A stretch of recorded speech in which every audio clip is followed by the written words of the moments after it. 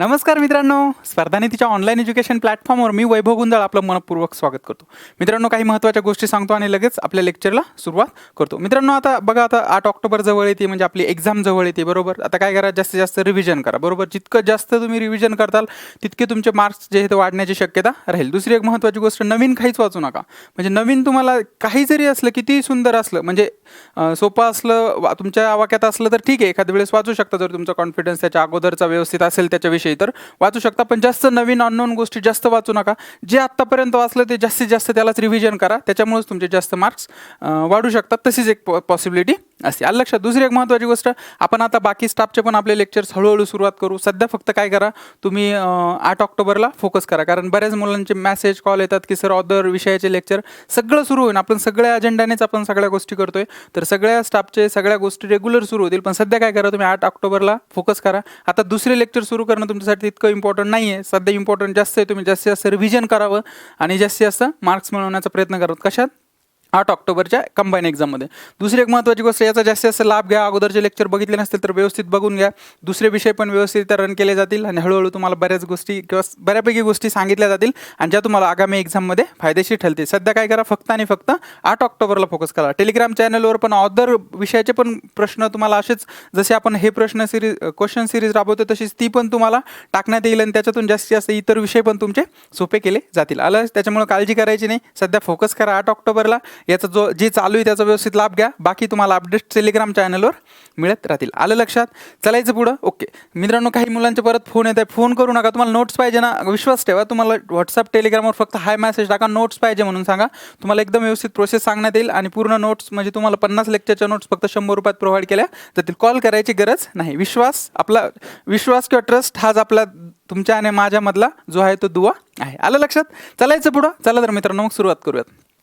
बघा मित्रांनो, आजचा आपला पहिला मुद्दा आहे राष्ट्रकुल क्रीडा स्पर्धा. खूप महत्त्वाची. याच्या अगोदर आयोगाने या स्पर्धेविषयी, याच्या अगोदर ही स्पर्धा जेव्हा झाली त्याच्यावर बरेच वेळेस प्रश्न आलेले आहे. त्याच्यामुळे ही स्पर्धा आपल्यासाठी पण खूप महत्त्वाची, कारण भारत बी एक राष्ट्रकुलचा सदस्य आहे. त्याच्यामुळे ही स्पर्धा आपल्यासाठी पण खूप महत्त्वाची आणि ओव्हरऑल ही आपल्या एक्झामसाठी, एक्झाम पॉईंट ऑफ व्ह्यू पण खूप महत्त्वाची. कोणती? राष्ट्रकुल क्रीडा स्पर्धा 2022. त्याच्यामुळे आपल्याला ही स्पर्धा अगदी व्यवस्थितरित्या बघायची आहे. तर बघा मित्रांनो, राष्ट्रकुल क्रीडा स्पर्धा 2022, मी सगळ्या गोष्टी अगदी व्यवस्थितरित्या तुम्हाला अचूकरित्या सगळ्या गोष्टी असं छोट्या सगळ्या गोष्टी सांगतो, फक्त व्यवस्थित लक्ष द्या. बघा मित्रांनो, राष्ट्रकुल क्रीडा स्पर्धा 2022 हिलाच म्हणतात कॉमनवेल्थ गेम्स. हिलाच म्हणतात राष्ट्रकुल क्रीडा स्पर्धा. म्हणजेच काय? Commonwealth games. बघा मित्रांनो, याच्या स्पर्धेविषयी आपण काही गोष्टी बघूयात. राष्ट्रकुल, आता सगळ्यात महत्त्वाची गोष्ट ही स्पर्धा आहे, क्रीडा स्पर्धा आहे. क्रीडाचा आपल्याला माहिती, खेळ स्पर्धा पण अर्ध माहिती, 2022चा पण अर्थ माहिती आहे. पण सगळ्यात महत्त्वाची गोष्ट, आपल्याला ते राष्ट्रकुल या शब्दाचा अर्थ जर माहिती झाला तर आपल्याला लगेच लक्षात येईल की नेमकं हे स्पर्धा खेळवल्या कुठे जातात, कशा प्रकारच्या कोणत्या देशांमध्ये खेळवल्या जातात. तर या सगळ्या गोष्टी आपल्या अगदी व्यवस्थित लक्षात येईल केव्हा आपल्याला जर राष्ट्रकुल या शब्दाचा अर्थ कळाला. तर बघा मित्रांनो, राष्ट्रकुल देश ही एक संकल्पना आहे. ही संकल्पना म्हणजे काय? बघा मित्रांनो, इंग्रजांचं म्हणजे ब्रिटनचं किंवा इंग्लंडचं या देशाचं याच्या अगोदर अनेक देशांवर राज्य होतं, बरोबर. अनेक देशांवर राज्य होतं. यांचं साम्राज्य खूप मोठं होतं. कोणाचं? ब्रिटनचं किंवा युकेचं. भारतावरही त्यांचं राज्य होतं. भारतही खूप दिवस त्यांचा गुलाम होता. भारताप्रमाणेच अनेक देशावरही त्यांचं राज्य होतं. कोणाचं? ब्रिटनचं किंवा इंग्लंडचं. आलं लक्षात. ब्रिटिशांचं, बरोबर. मग या ब्रिटिशांच्या साम्राज्य असणारे किंवा ब्रिटिशांच्या गुलामात असणारे किंवा ब्रिटिशांचं ज्यांच्यावर राज्य होतं असे देश, त्या देशांचा जो एक गट असतो ना, तो गट म्हणजे राष्ट्रकुल देशांचा गट असतो. आलं लक्षात. मी याच्या अगोदर पण लेक्चरमध्ये सांगितलेलं आहे राष्ट्रकुल देश म्हणजे काय. परत एकदा सांगू, ब्रिटिशांचं राज्य ज्या ज्या देशांवर होतं ते देश म्हणजे राष्ट्रकुल देश असं आपण त्याला म्हणतो. आणि मग राष्ट्रकुल क्रीडा स्पर्धा म्हणजे काय, की हे राज्य असणारे देश किंवा ब्रिटिशांच्या गुलामगिरीत असणारे जे देश आहे त्या देशांचा जो एक गट आहे, त्या गटांमध्ये जी क्रीडा स्पर्धा खेळवली जाते तिला राष्ट्रकुल क्रीडा स्पर्धा असं म्हणतात. आलं लक्षात. आता क्लिअर झालं राष्ट्रकुल क्रीडा स्पर्धा म्हणजे काय. ओके, आता त्याचा उद्देश काय? बघा मित्रांनो, ही ब्रिटिशांनी सुरू केलेली, याचा अर्थ असा होता की बघा मित्रांनो, अजूनही ब्रिटिशांच्या विरोधात आपल्या मनात अजूनही थोडा तरी रोष असतो की इतक्या दिवस आपल्याला गुलामात ठेवला, अनेक गोष्टी सगळा भारत लुटून नेला, तर याच्यामुळे असं बाकी देशांचाही रोष ब्रिटिशांवर होता, बरोबर.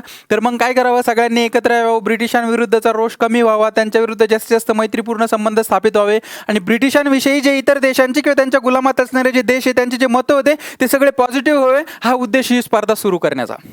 आलं लक्षात. चला तर मित्रांनो आता पुढे बघूया, स्पर्धेविषयी काही माहिती बघूयात. राष्ट्रकुल ब्रिटिश साम्राज्यातील देशांची एक आंतरराष्ट्रीय संघटना आहे. आलं लक्षात. मी तुम्हाला आता सांगितलं ब्रिटिश साम्राज्यातील म्हणजे काय की ब्रिटिशांच्या गुलामगिरीत जे देश होते तर त्यांची एक संघटना आहे. जे स्वातंत्र्य झाल्यानंतर ज्या गुलामगिरीत होते पण नंतर स्वातंत्र्य झाले असे जे देश होते तर त्यांची एक संघटना आहे. बघा मित्रांनो, हिचं आयोजन दर 4 वर्षांनी. कशाचं आयोजन सांगा, कशाचं आयोजन होतं दर 4 वर्षांनी? या राष्ट्रकुल क्रीडा स्पर्धेचं. दर लक्षात ठेवा, राष्ट्रकुल क्रीडा स्पर्धा दर किती वर्षांनी भरवली जाते, किती वर्षांनी खेळवली जाते? तर दर 4 वर्षांनी खेळवली जाते. ही गोष्ट इथे व्यवस्थित लक्षात ठेवा. त्याच्यानंतर कोणामार्फत? तर बघा मित्रांनो, जसं की भारताची क्रिकेटची IPL स्पर्धा असेल तर कोणामार्फत? BCCI मार्फत राबवली जाते. तसंच त्याचं एक फेडरेशन आहे. कोणतं? कॉमनवेल्थ गेम्स फेडरेशन CGF, आणि यांच्या मार्फत जी ती राष्ट्रकुल क्रीडा स्पर्धा खेळवली जाते. कोणामार्फत? Commonwealth Games Federation. ही गोष्ट लक्षात ठेवा. स्पर्धेचा उल्लेख म्हणजे आता राष्ट्रकुल क्रीडा स्पर्धा असं तर म्हणतात त्याला, पण अजून एक उल्लेख केला जातो इथं स्पर्धेचा, मैत्रीपूर्ण खेळ असाही उल्लेख केला जातो. आता साहजिकच हे नाव कोणी ठेवलं असेल? फ्रेंडली म्हणजे मैत्रीपूर्ण खेळ हे नाव कोणी ठेवलं असेल? इंग्लंडने. याचं कारण एकच होतं की त्यांनी ज्या दुसऱ्या देशांचा त्यांच्याबद्दलचा जो रोष होता तो मैत्रीमध्ये रूपांतरित व्हावा, हाच उद्देश ही स्पर्धा सुरू करण्याचा ब्रिटनचा. आलं लक्षात. म्हणून त्यांनी त्याला अजून दुसरे एक नाव दिलं की हा मैत्रीपूर्ण खेळ आहे, आपण सगळं मित्र म्हणून आता राहूयात. म्हणजे आम्ही तुम्हाला जितका तुमच्याकडून घेता येते तितक्या सगळ्या गोष्टी घेतल्यात, पण आता तुम्ही स्वातंत्र्य झाले तरी पण आपण एक मित्र म्हणून राहू, आमच्या विरुद्धचा रोष तुम्ही कमी करावा, असं याचा त्यांचं असं म्हणणं होतं. आणि या स्पर्धेमध्ये त्यांनी ते अप्रत्यक्षरित्या दाखवलं. आलं लक्षात. स्पर्धेची सुरुवात कधी झाली? 1930. ही गोष्ट इथे व्यवस्थित लक्षात ठेवा. कधी? 1930 जे आहे तर या स्पर्धेची सुरुवात झालेली. व्यवस्थित लक्षात ठेवा, 1930. ओके. त्याच्यानंतर बघा मित्रांनो, स्पर्धेमध्ये पडलेला खंड म्हणजे काय? गॅप. किंवा त्या वर्षी किंवा त्या वेळेस स्पर्धा झालीच नाही, त्याच्यामुळे स्पर्धेमध्ये पडलेला खंड कधी? तर 2 वेळा आतापर्यंत या स्पर्धेमध्ये खंड पडलेला आहे. कधी? 1930ला सुरुवात झाली, बरोबर, आणि 1942 आणि 1946 मध्ये या स्पर्धेमध्ये खंड पडला. म्हणजे कसं बघा मित्रांनो, आता 30ला झाली असेल पहिली स्पर्धा, बरोबर, कारण 30ला सुरुवात झाली तर 30ला झाली असेल पहिली स्पर्धा. दुसरी स्पर्धा कधी झाली असेल? 34ला, कारण दर 4 वर्षांनी राबवण्यात येते. मी तुम्हाला ऑलरेडी सांगितलंय, बरोबर. दुसरी कधी झाली असेल? 34ला. तिसरी कधी झाली असेल? 38ला. मग आता त्याच्यानंतरची कधी व्हायला पाहिजे होती? 42ला. पण 42ला आपल्याला माहिती आहे काय चालू होतं? दुसरं महायुद्ध चालू होतं. 46ला पण तेच कारण सांगितलं का? दुसरं महायुद्ध. मग दुसऱ्या महायुद्धाच्या कारणामुळे 42 आणि 46 म्हणजे 4 वर्षांनी आयोजन केलं जातं, म्हणून 42 आणि 46 या 2 वेळेस ही स्पर्धा झालीच नाही. ही गोष्ट इथे लक्षात ठेवा. म्हणजे खंड किती वेळेस पडला? 2 वेळेस खंड पडलेला आहे. 2002 पासून एक महत्त्वाचं एक सेंटेन्स आहे एक्स्ट्रा लक्षात ठेवा. 2002 पासून अपंगत्व असलेल्या खेळाडूंचाही या स्पर्धेत समावेश केला गेला. म्हणजे राष्ट्रकुल क्रीडा स्पर्धामध्ये अपंगत्व असलेल्या खेळाडूंचा कधीपासून समावेश करण्यात आला? तर 2002 पासून. ही गोष्ट व्यवस्थित लक्षात ठेवा. मला असं वाटतं तुम्हाला या सगळ्या गोष्टी अगदी अचूकरित्या लक्षात आल्या असतील. परत एकदा सांगतो, राष्ट्रकुल म्हणजे काय कळलं? ब्रिटिश ज्यांच्यावर राज्य होतं ब्रिटिशांचं, त्यांचे जे देश आहेत त्यांना एकत्र केलं. 1930 साली जी ती स्पर्धा सुरू केली. आलं लक्षात. चालायचं पुढं. ओके. बघा मित्रांनो, अलीकडील काही राष्ट्रकुल स्पर्धा, या राष्ट्रकुल स्पर्धांबद्दल आपण बघू. अलीकडल्या काही आपल्याला विचारू शकतात, याच्यावर प्रश्न विचारतात कधी पण, त्याच्यामुळे आपल्याला माहिती पाहिजे. बघा मित्रांनो, अनुक्रमांक 1, 2, 3, 4 स्पर्धेचा क्रमांक. आता पहिली राष्ट्रकुल क्रीडा स्पर्धा कधीची? पहिली राष्ट्रकुल क्रीडा स्पर्धा झाली 1930ला. मी हे ऑलरेडीच सांगितले तुम्हाला. कधी झाली पहिली राष्ट्रकुल क्रीडा स्पर्धा? 1930ला. त्याच्यानंतर बघा मित्रांनो, कुठे झाली ती? Hamilton, Canada. कुठे झाली पहिली राष्ट्रकुल क्रीडा स्पर्धा? कॅनडामध्ये झाली. कुठे? Hamilton, Canada. पहिली राष्ट्रकुल क्रीडा स्पर्धा. आणि सर्वाधिक पदके सुवर्ण. आता इथं सुवर्ण का आलेलं ते पण सांगतो मी. सर्वाधिक पदके जिंकली इंग्लंडने किंवा ब्रिटनने. आता इथं सुवर्ण याचा अर्थ असं लिहिला मित्रांनो, ज्या वेळेस आपण जे आपले सुवर्ण, रौप्य, कांस्य असे पदकं असतात, बरोबर, तर ज्या वेळेस आपण पदकांची क्रमवारी लावतो किंवा कोणत्या देशांनी किती जास्त पदकं जिंकली याची क्रमवारी लावतो, त्याच्या अगोदर त्यावेळेस सगळ्यात अगोदर सुवर्ण पदकं विचारात घेतली जातात. म्हणजे एखाद्या देशाने जर 10 सुवर्ण जिंकली असतील, बरोबर, आणि दुसऱ्या देशाने जर 9 सुवर्ण जिंकली असेल, पण ह्याच देशाने 9 रौप्य जिंकली, पण याच देशाने 10 रौप्य जिंकली, बरोबर, पण इथे ना यांचे सुवर्ण जास्त आहे म्हणून यांचा प्रथम क्रमांक लावला जाईल. म्हणजे ज्या देशाकडे सुवर्ण जास्त किंवा ज्या देशाने गोल्ड जास्त हे मेडल जास्त जिंकले त्या देशांचा प्रथम क्रमांक लागतो, म्हणून इथं सुवर्ण असं लिहिलेलं आहे. मग सगळ्यात जास्त सुवर्ण किंवा सगळ्यात जास्त पदकं कोणी जिंकली? इंग्लंडने. ही गोष्ट इथे लक्षात ठेवा. त्याच्यानंतर बघा मित्रांनो, आता 20वी स्पर्धा कधी झाली? 2014ला. ती पहिली झाली 1930ला, पण अलीकडच्या 3 हे याच्या अगोदरच्या, तर ह्या आपण व्यवस्थित बघूया. 20वी झाली 2014ला ग्लासगो, स्कॉटलंड. कुठे? ग्लासगो, स्कॉटलंड या देशातील ग्लासगो या ठिकाणी झाली. कोणती? 2014ची 20वी कोणती स्पर्धा? राष्ट्रकुल क्रीडा स्पर्धा, कॉमनवेल्थ गेम्स. ओके. आणि सर्वाधिक पदके कोणी जिंकले? इंग्लंडनेच जिंकली. ही गोष्ट लक्षात ठेवा. आता ही 1930ची पहिली आणि ही आता 2014ची 20वी. ही गोष्ट इथे लक्षात ठेवा. आणि 20व्या स्पर्धेत पण इंग्लंडने सगळ्यात जास्त पदके जिंकली होती, अर्थात सुवर्ण. 21वी झाली 2018ला गोल्ड कॉस्ट ऑस्ट्रेलिया. कुठे झाली 21वी? गोल्ड कॉस्ट ऑस्ट्रेलिया येथे झाली. आणि कधी झाली? 2018ला. आणि सगळ्यात जास्त पदकं जिंकले ऑस्ट्रेलियाने. कोणी? ऑस्ट्रेलियाने. त्याच्यानंतर बघा मित्रांनो, आता ही 22ची झाली. कधी? 2022ला. म्हणजे मला सरळ सरळ एक गोष्ट सांगा मित्रांनो, 2022 मध्ये जी कॉमनवेल्थ गेम्स किंवा राष्ट्रकुल क्रीडा स्पर्धा पार पडली ती कितवी होती? कितवी होती सांगा? किती होती?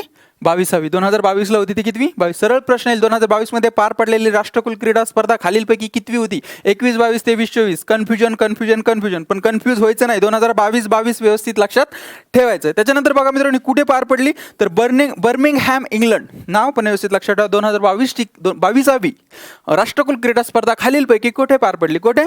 बर्मिंगहॅम इंग्लंड येथे पार पडली. आणि सर्वाधिक पदके कोणी जिंकली? ऑस्ट्रेलियानेच जिंकली. ही गोष्ट इथे लक्षात ठेवा. म्हणजे 21व्या याच्यात सगळ्यात जास्त पदके ऑस्ट्रेलियाने, आणि 22व्या याच्यात पण सगळ्यात जास्त पदके कोणी जिंकली? ऑस्ट्रेलियानेच जिंकली. ही गोष्ट इथे लक्षात ठेवा. कुठे पडली 2022ची? Birmingham England. कितवी होती? 22वी. 2022ची 22वी. सर्वात जास्त पदके कोणी जिंकली? ऑस्ट्रेलियाने. ही गोष्ट इथे लक्षात ठेवा. मला असं वाटतं ह्या गोष्टी तुमच्या अगदी व्यवस्थित लक्षात आल्या असतील. आता एक महत्त्वाचा मुद्दा सांगतो की आता ही 22वी झाली, पण आता 2022ला 22वी झाली, पण आता 23वी कधी होईल? 4 वर्षाने. दर 4 वर्षाने आयोजन केलं जातं. मी यापूर्वीच सांगितलंय. मग आता 2026ला होईल. कितवी?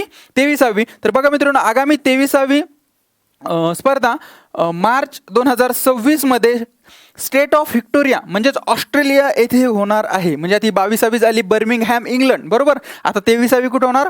ऑस्ट्रेलियाला. पण ऑस्ट्रेलियातल्या कुठं? State of Victoria. कुठे? State of Victoria. आणि कितवी? 23वी राष्ट्रकुल क्रीडा स्पर्धा. कधी? 2026. का? कारण दर 4 वर्षांनी आयोजित केली जाते. अगोदरची कधी झाली? 2022 म्हणजे आत्ता. आणि आता कधी होईल? 2026ला.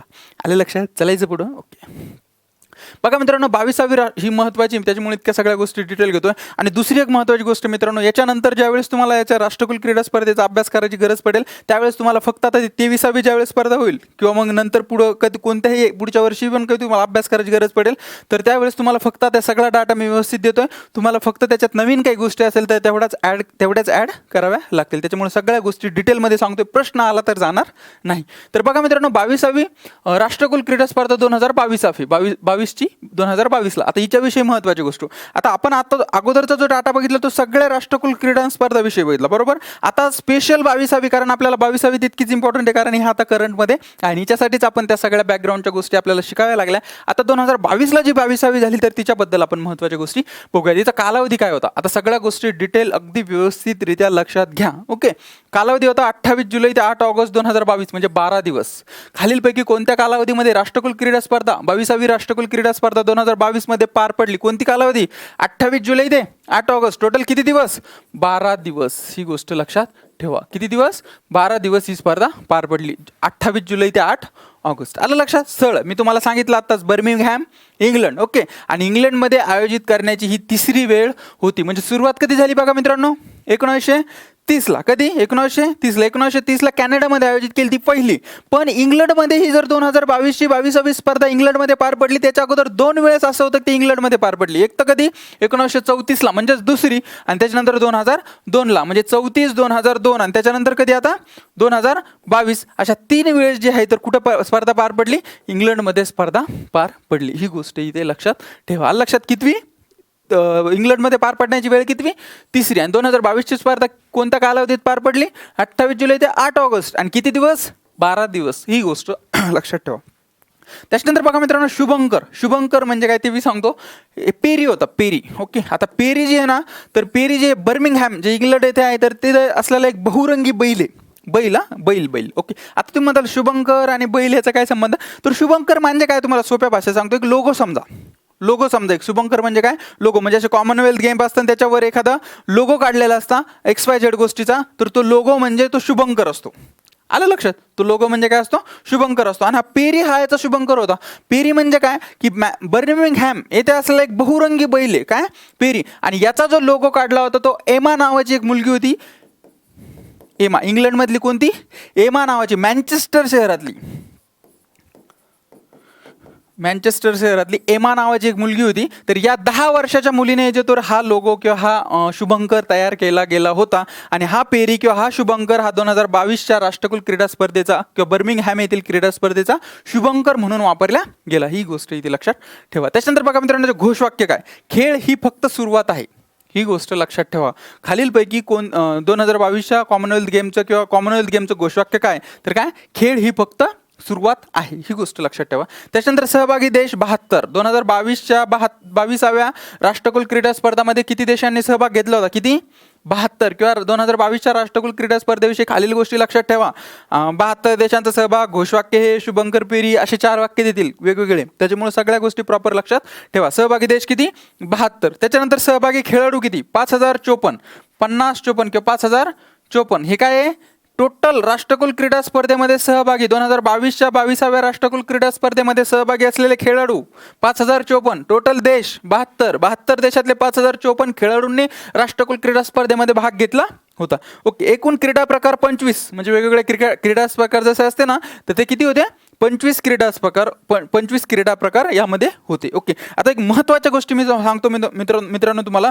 प्रथमच समाविष्ट. आता प्रथम समाविष्ट म्हणजे काय, क्रीडा प्रकार बघायचा आपल्याला. प्रथम समाविष्ट कोणता झाला, म्हणजे जेव्हापासून आतापर्यंत राष्ट्रकुल क्रीडा स्पर्धा खेळवली जातात तेव्हापासून हा खेळ त्याच्यामध्ये नव्हता, तो आता ऍड केला. आणि वगळण्यात आलेला क्रीडा प्रकार, आता वगळण्यात पण असा क्रीडा प्रकार आला की तो आतापर्यंत खेळवला जातो पण यावर्षी खेळवला गेला नाही किंवा या स्पर्धेमध्ये खेळवला गेला नाही. अशा दोन्ही पण गोष्टी आपल्याला व्यवस्थित बघायच्या. प्रथमच समाविष्ट 3x3 बास्केटबॉल व त्याचे व्हीलचेअर हा या नावाचा खेळ आहे. कोणता, 3x3 बास्केटबॉल आणि त्याचे व्हीलचेअर हा जो खेळ आहे तर हा प्रथमच समाविष्ट झालेला आहे. कशात, राष्ट्रकुल क्रीडा स्पर्धा मध्ये. ही गोष्ट लक्षात ठेवा. आणि वगळण्यात आलेला क्रीडा प्रकार नेमबाजी, म्हणजे 2022च्या 22व्या राष्ट्रकुल क्रीडा स्पर्धेमध्ये नेमबाजी नावाचा क्रीडा प्रकार नव्हता. ही गोष्ट लक्षात ठेवा, कारण तो काय करण्यात आला, वगळण्यात आलेला होता. आणि प्रथमच समाविष्ट झाला 3x3 बास्केटबॉल आणि त्याचे व्हीलचेअर. ही गोष्ट लक्षात ठेवा. आलं लक्षात, चालायचं पुढं. ओके. त्याच्यानंतर बघा मित्रांनो, भारत आणि राष्ट्रकुल क्रीडा स्पर्धा. आता भारत याचा सहभागी आहे, कारण भारत पण काय राष्ट्रकुल देशाचा सदस्य आहे. मग ऑब्वियस भारत पण त्याच्यात सहभागी असणार. भारताचे खेळाडू तिथे क्रीडा प्रकार किंवा वेगवेगळ्या क्रीडा प्रकारामध्ये भाग घ्यायला गेलेले असणार. भारताने काही तिथे पदकं जिंकलेली असणार, तर ते आपल्यासाठी खूप महत्त्वाचं आहे. तर बघा मित्रांनो, भारतातील सहभागी खेळाडू होते 208. टोटल किती होते, 5054.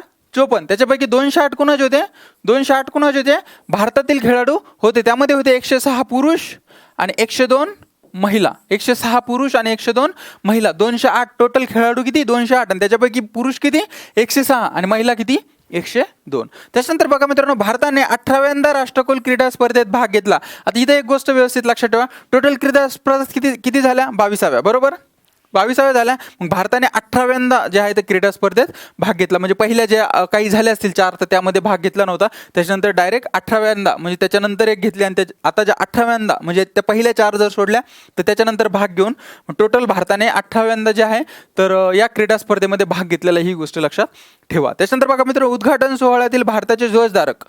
हे कळालं, ह्या गोष्टी लक्षात आल्या असतील अशी अपेक्षा करतो. फास्टमध्ये मुद्दाम घेतोय, कारण या डाटा आहे ना तुम्हाला बऱ्यापैकी तुमच्या कानावर जाणं, त्या सगळ्या गोष्टी तुमच्या लक्षात राहतच असतील. फास्ट म्हणजे त्यात कॉन्सेप्ट नाही म्हणून तसं वाटत असेल कदाचित तुम्हाला, पण फास्ट वगैरे नाही, व्यवस्थित लक्ष देऊन जर बघितलं तर सगळ्या गोष्टी तुमच्या पाठ झालेल्या असतील. तर बघा मित्रांनो, उद्घाटन सोहळ्यातील भारताचे ध्वजधारक. आता उद्घाटन सोहळ्यातील भारताचे ध्वजधारक म्हणजे काय, आता बघा मित्रांनो, प्रत्येक देशाचा एक चमू किंवा प्रत्येक देशाचे जे टोटल खेळाडू असतात ते एकजुटीने जे असतात त्या क्रीडा प्रकारामध्ये सहभाग घेण्यासाठी आपल्या देशाचा ध्वज घेऊन जात असतात, बरोबर. तर मग त्या सगळ्या खेळाडूंचं नेतृत्व करण्यासाठी विशिष्ट अशा खेळाडूंची निवड करण्यात आलेली असते, बरोबर.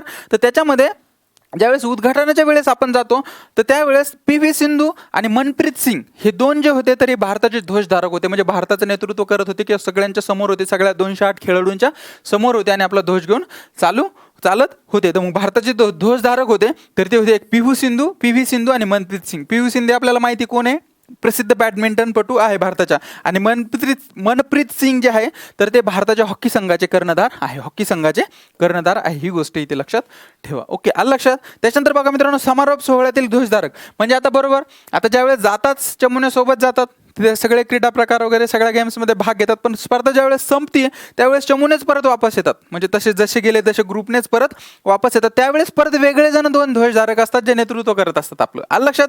तर त्यामध्ये होते निखत जरीन ही आपली बॉक्सिंगपटू, काय बॉक्सिंगपटू किंवा बॉक्सिंग या खेळाशी संबंधित सरळ प्रश्न येतो बरं मित्रांनो. नाव देतात आणि हा खेळाडू खालीलपैकी किंवा ही खेळाडू खालीलपैकी कोणत्या गेमशी संबंधित आहे. आपल्याला तेव्हा माहिती असायला पाहिजे की निखत झरीन ही जरी आपल्या समारोप सोहळ्यातील ध्वजधारक होती तर ती कोण होती, बॉक्सिंगपटू होती. आणि अचंता शरद कमल ही जी होती टेबल टेनिसपटू आहे, टेबल टेनिस पटू. आपण का बघतोय हे, कारण ते आपल्या समारोप सोहळ्यातील भारताचे ध्वजधारक होते. कोण, निखत झरीन आणि अजंता शरद कमल. आणि निखत झरीन कोण होती, बॉक्सिंगपटू, आणि अजंता शरद कमल टेबल टेनिस पटू. आणि मनप्रीत सिंग हॉकी संघाचे कर्णधार आहेत. आपल्याला हे माहिती आहे.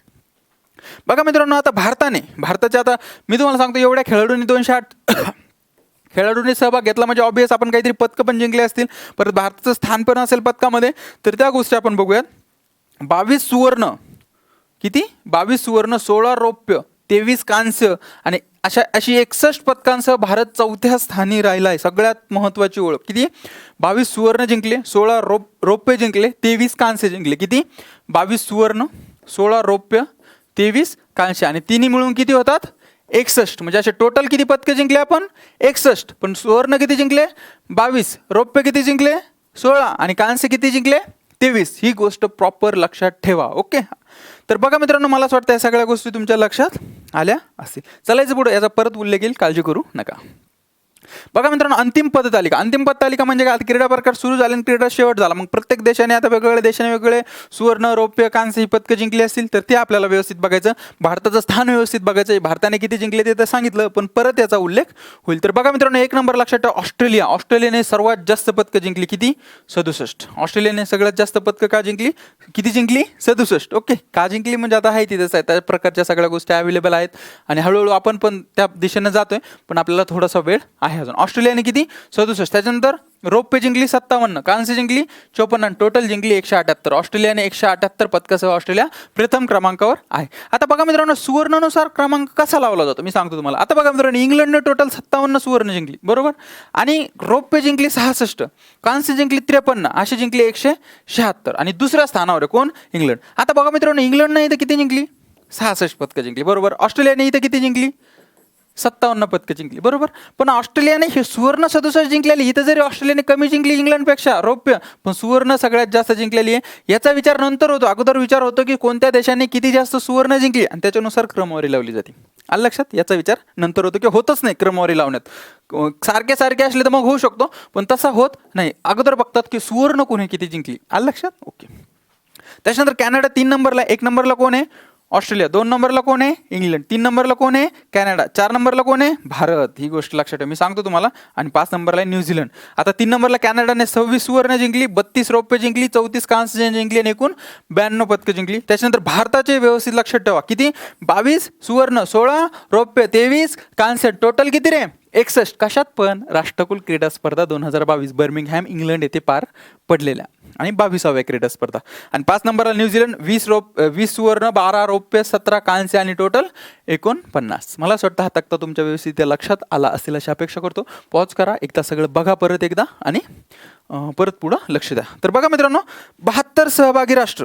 आता बघा व्यवस्थित लक्ष द्या, टोटल सहभागी राष्ट्र किती होते, 72. मी तुम्हाला याच्या अगोदर पण सांगितलंय की टोटल सहभागी राष्ट्र किती होते, 72. तर बघा मित्रांनो, 72 सहभागी राष्ट्र 1.3 दशलक्ष तिकीट विक्रीसह, म्हणजे टोटल सहभागी राष्ट्र झाले ते 72 आणि एकदम तिकीट किती विक्री झाले पूर्ण राष्ट्रकुल क्रीडा स्पर्धेसाठी, तर 1.3 दशलक्ष तिकीट विक्री झाली. तर ही 22वी स्पर्धा आतापर्यंत सर्वात मोठी राष्ट्रकुल क्रीडा स्पर्धा घडली. म्हणजे आतापर्यंतच्या 21 राष्ट्रकुल क्रीडा स्पर्धा पार पडल्या, त्याच्यामध्ये 22वी क्रीडा स्पर्धा ही सगळ्यात जास्त जी आहे तर मोठी ठरली. का, कारण 72 राष्ट्रांनी जो सहभाग घेतला होता. दुसरी एक महत्त्वाची गोष्ट, 1.3 दशलक्ष एवढे तिकीट, 1.3 मिलियन एवढे जे तिकीट आहे तर ते विकले गेले, म्हणून ही सगळ्यात जास्त मोठी स्पर्धा ठरली. ही गोष्ट लक्षात ठेवा. त्याच्यानंतर पुरुषांपेक्षा महत्त्वाचे वाक्य आहेत. सरळ प्रश्नामध्ये 4 ऑप्शन देतील, त्याच्यात हे वाक्य, असे वाक्य येण्याची दाट शक्यता असते. पुरुषांपेक्षा महिलांसाठी अधिक क्रीडा प्रकार असलेली ही पहिली स्पर्धा होती. म्हणजे काय, आता पुरुषांसाठी वेगळे क्रीडा प्रकार असतात. पुरुषांसोबत खेळवले जातात, महिलांसोबत खेळवले जातात. त्यांचे स्पर्धक महिलांचे असतात, पुरुषांचे असतात, बरोबर. मग महिलांसाठी जे क्रीडा प्रकार आहे ते पुरुषांपेक्षा जास्त होते आणि असं असण्याची ही पहिलीच वेळ आहे. अलग लक्षात, असं असण्याची पहिलीच वेळ आहे. त्याच्यामुळे पुरुषांपेक्षा महिलांसाठी अधिक क्रीडा प्रकार असण्याची ही पहिली स्पर्धा होती. ही गोष्ट लक्षात ठेवा. 1.3 दशलक्ष तिकीट विक्रीसह 72 देशांनी सहभाग घेतला. 22वी सगळ्यात मोठी स्पर्धा पण होती. आलं लक्षात, चलायचं पुढं. ओके, बघा मित्रांनो, आता पीएम श्री योजना, मला असं वाटतं मला कॉमनवेल्थ गेम मी डिटेल माहिती सांगितली, सगळी प्रश्न आला तर त्याच्या बाहेर जाणार नाही. ह्याच्यापेक्षा पण अजून खूप माहिती त्याची, पण मग परत ते भारताने परत कोणी किती जिंकली, कशा प्रकारे जिंकली, राज्य स्टेट वाईज, भारतातल्या स्टेट वाईज वेगवेगळ्या खेळाडूंनी किती जिंकली, पण आपल्याला इतकं गरज नाही. मी जे सांगितले ते सगळे एक्झाम ओरिएंटेड पॉईंट आहेत, त्याच्यामुळे तेच व्यवस्थित लक्षात ठेवा. आता पीएम श्री योजना, पीएम श्री योजना म्हणजे आपल्याला एक योजना बघायची. आता तो मुद्दा संपलाय, आता दुसऱ्या मुद्द्याकडे येऊ आपण. काय पीएम श्री योजना, महत्वाची योजना आहे. आता पीएम श्री योजना म्हणजे काय बघा, तर पीएम प्राईम मिनिस्टर श्री योजना. तर श्री योजना म्हणजे काय, श्री म्हणजे काय, school for rising India, school for rising India, ही गोष्ट लक्षात ठेवा. प्रधानमंत्री किंवा प्राईम मिनिस्टर किंवा पंतप्रधान prime minister school for rising India नावाची स्कीम आहे. आता त्या गोष्टीबद्दल आपण त्या स्कीमबद्दल सगळ्या गोष्टी बघणारच आहे, पण इथं समजून घ्या पीएम श्री योजना म्हणजे काय, prime minister school for rising India. Rising India म्हणजे काय, उगवतं म्हणजे कसं, तुम्हाला एक सांगतो. रायझिंग इंडिया म्हणजे जो घडत असलेला नवीन भारत आहे, त्या भारतासाठी आपण एक प्राईम मिनिस्टर श्री जी आहे तर ती योजना सुरू करण्यात आलेली आहे. तर तिचा उद्देश बघू, तिची सुरुवात बघू, सगळ्या गोष्टी डिटेल बघूया. तर बघा मित्रांची सुरुवात झालेली 5 सप्टेंबर 2022 राष्ट्रीय शिक्षक दिनानिमित्त. आपण शिक्षक दिन का साजरा करतोय, भारताचे पहिले उपराष्ट्रपती आणि दुसरे राष्ट्रपती जे आहेत कोण, सर्वपल्ली राधाकृष्णन, बरोबर. तर यांच्या आपण जन्मदिनानिमित्त 5 सप्टेंबर रोजी काय साजरा करतो, शिक्षक दिन साजरा करतोय. तुम्हाला पण माहिती असेल. आणि शिक्षक दिनाच्याच दिवशी पीएम श्री नावाची जी योजना आहे तर ही योजना सुरू करण्यात आलेली 5 सप्टेंबर 2022. उद्देश, आता उद्देश तर असतो कोणत्या योजनेचं सुरू केलं म्हणजे ती रिकामी तर सुरू झालेली नसेल, काहीतरी तिचा उद्देश असेल. तर तो उद्देश बघूयात. शोध केंद्रित शिक्षण पद्धतीवर भर देणे. एक एक मुद्दा सांगतो, काळजी करू नका. शोध केंद्रित शिक्षण पद्धतीवर भर देणे म्हणजे काय मित्रांनो, बघा मित्रांनो, ज्या वेळेस इंग्रजांनी झिरप्त सिद्धांत किंवा इंग्रजांनी जी शिक्षण पद्धती भारतामध्ये आणली ती फक्त भारतामध्ये गुलाम तयार करण्याची शिक्षण पद्धती होती, बरोबर.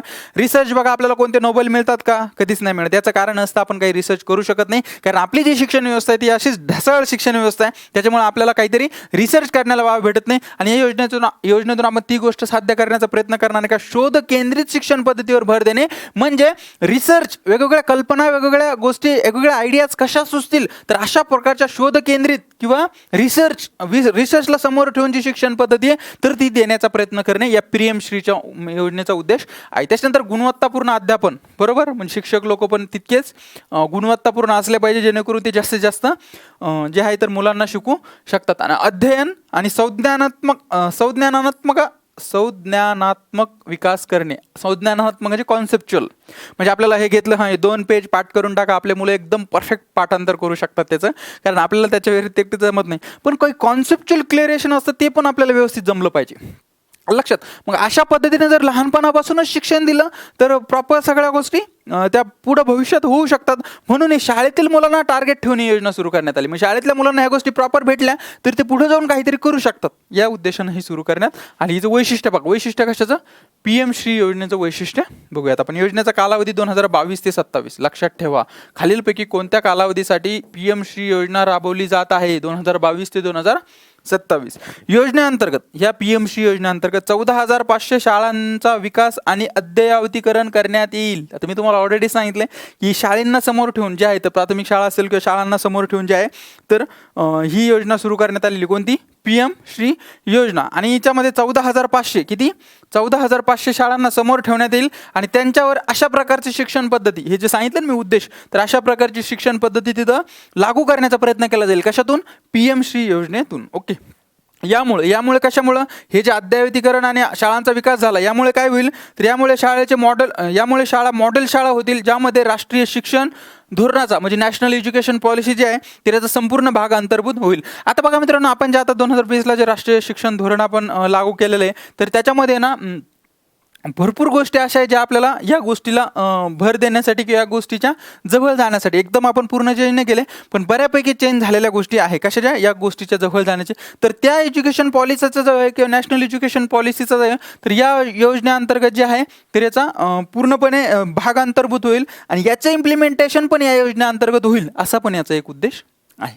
आलं लक्षात. फक्त एक लक्षात ठेवा, 22 ते 27 कालावधी. ओके, कधी सुरुवात झाली, 5 सप्टेंबर 2022. काय, पीएम श्री PM श्री काय? PM school for rising India, prime minister school for rising India. आलं लक्षात? चलायचं पुढं. ओके.